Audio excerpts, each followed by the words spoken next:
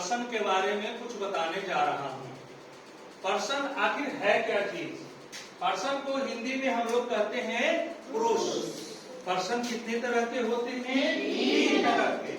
First person, second person और third person.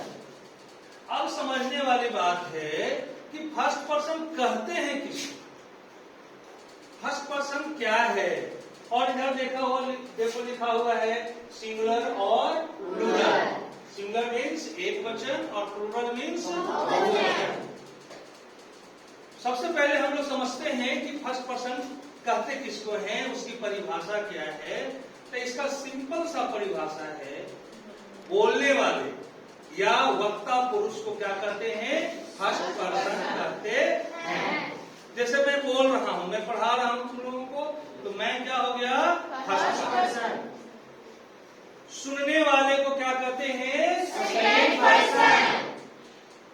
मैं पढ़ा रहा हूं और तुम लोग सुन रहे हो, तो तुम लोग या तुम क्या हो गया? Second person. और थर्ड पर्सन कहते हैं कि जिसके बारे में कुछ कहा जाए, उसे क्या कहते हैं? Third person. जैसे मैं बोलूं अभी कि सीता जा रही है, बोल रहा हूं किससे? तुम लोगों से।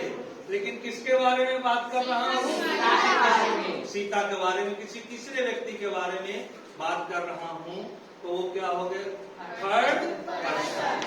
तो अब तुम लोग को समझ में आ ही गया होगा, फर्स्ट पर्सन बोलने वाले या वक्ता पुरुष को फर्स्ट पर्सन, सुनने वाले या श्रोता पुरुष को सेकंड पर्सन, और जिसके बारे में कुछ कहा जाए वो हो गया थर्ड पर्सन। अब यहाँ पर समझने वाली बात है सिंगुलर और प्लूरल।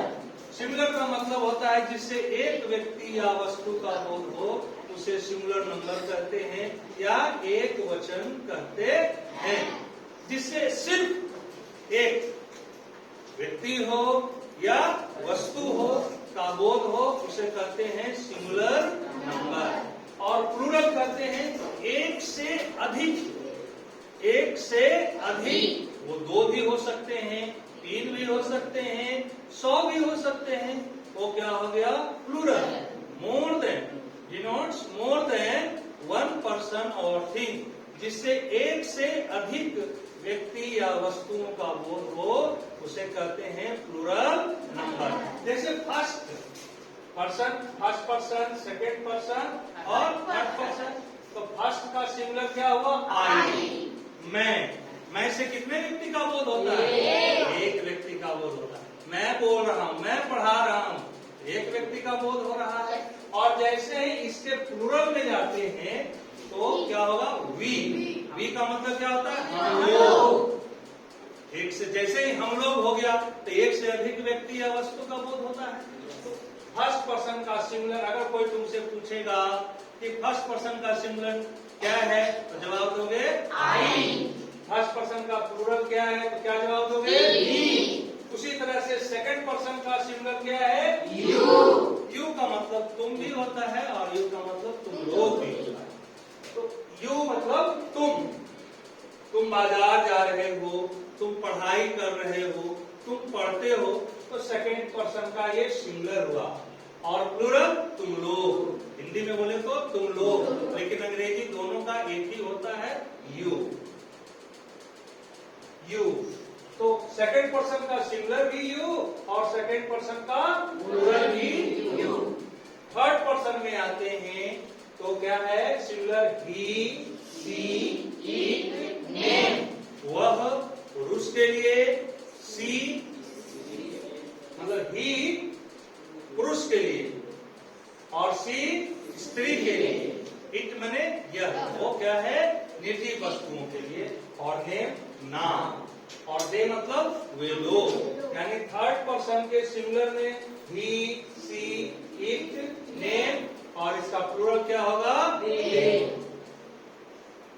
ये सब आ गई बात समझ में? yes, तो पर्सन बहुत आसान चीज है, लेकिन हम लोग चूंकि अभी सिखाने जा रहे हैं टेंस, तो टेंस बनाने के लिए, ट्रांसलेट इनटू इंग्लिश करने के लिए, हिंदी वाक्यों का अंग्रेजी में अनुवाद करने के लिए हमको पर्सन की जानकारी सबसे महत्वपूर्ण है। बिना पर्सन की जानकारी के हम टेंस के बारे में नहीं बता सकते, सही सही नहीं बता सकते हैं। जैसे देखो कि जैसे मैं खाता हूं, मैं खाता हूं, तो इसमें मैं है, इसको कहेंगे नहीं कि कर्ता कौन है, फर्स्ट पर्सन का सिंगुलर नंबर है। कर्ता क्या है, फर्स्ट पर्सन का सिंगुलर नंबर है। उसी के जैसा सब्जेक्ट रहेगा वैसा ही उसका वर्ब होगा। तो हम लोग इसको फिर से समराइज कर लेते हैं। पर्सन बहुत आसान सा विषय है, पर्सन टॉपिक है कि पर्सन 3 तरह के होते हैं, फर्स्ट पर्सन, सेकेंड पर्सन और थर्ड पर्सन। बोलने वाले या वक्ता पुरुष को फर्स्ट पर्सन कहते हैं, सुनने वाले या श्रोता पुरुष को सेकेंड पर्सन कहते हैं। जिसके बारे में कुछ कहा जाए, यानी वो न तो वक्ता पुरुष हो और न श्रोता पुरुष। तीसरे आदमी के बारे में कुछ कहा जा रहा है तो वो क्या हो जाएगा, third person. He, she, it, name, और इसका प्लूरल क्या होगा, और एक चीज और तुम लोग को बताते हैं, बड़े कमाल का चीज है कि जैसे ये 1, 2, 3, 4, 5, 6, 7, 8 और 9 मुख्यतः हिंदी से अंग्रेजी वाक्यों में अनुवाद करना है, ट्रांसलेट इनटू इंग्लिश करना है, तो आए दिन छात्रों के पास ऐसी समस्या रहती है कि वह सब्जेक्ट नहीं पहचानते कि सब्जेक्ट कौन है, कर्ता इसमें कौन है। तो एक बात ध्यान से सुनना कि I, we, you, he, she, it, name और दे, ज्यादातर वाक्यों में यही सब्जेक्ट के रूप में रहेंगे। ज्यादातर कमोबेश लगभग सभी वाक्यों में आई रहेगा, किसी में वी रहेगा, किसी में यू रहेगा, ही, सी, इट, नेम रहेगा या दे रहेगा। तो तुम लोगों को सब्जेक्ट को पहचानने में कहीं भी किसी भी प्रकार की दिक्कत नहीं हो। जैसे इसमें है ना, मैं खाता हूं, तो आई है ना, सब्जेक्ट यही है ना। और फिर से अगर सब्जेक्ट पहचानने में दिक्कत हो रही है तो एक कौन लगा करके उसमें से प्रश्न पूछना है, कौन खाता है, मैं खाता हूं। जो जवाब आएगा वही क्या होगा, सब्जेक्ट। मैं, वही क्या हो गया, सब्जेक्ट हो गया। और ऐसे इसको ध्यान देना, फर्स्ट पर्सन, सेकंड पर्सन और थर्ड पर्सन, इसी में कोई एक सब्जेक्ट रहेगा। तो सब्जेक्ट का लफड़ा तो तुम लोग का समाप्त हो गया कि जो तुम लोग को ये दिक्कत होता था कि सब्जेक्ट कौन है इसमें, तो या तो सब्जेक्ट आई रहेगा, वी रहेगा, यू रहेगा, ही, सी, इट, नेम रहेगा या फिर दे रहेगा। इसी समय और सब्जेक्ट के हिसाब से ही उसमें क्या लगेगा, वर्ब लगेगा। वर्ब भी पहचानने में दिक्कत है। वर्ब का पहचानने का तरीका है, एक सिंपल सा तरीका बता देता हूं। जैसे वर्ब की तो परिभाषा अलग है।